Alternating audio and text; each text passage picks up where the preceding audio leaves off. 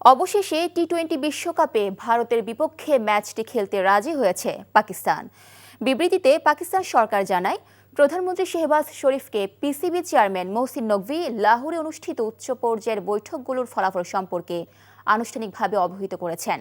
এসব বৈঠকে PCB, ICC এবং বিসিবি প্রতিনিধিরা অংশ নেন।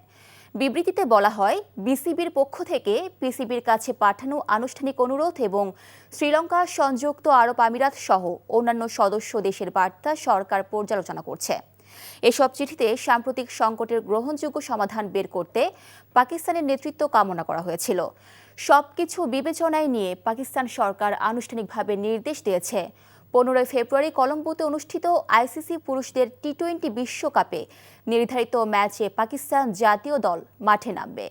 এই সিদ্ধান্ত ক্রিকেটের চেতনা রক্ষা এবং বিশ্বব্যাপী এই খেলাটির ধারাবাহিকতা বজায় রাখার লক্ষ্যে নেওয়া হয়েছে।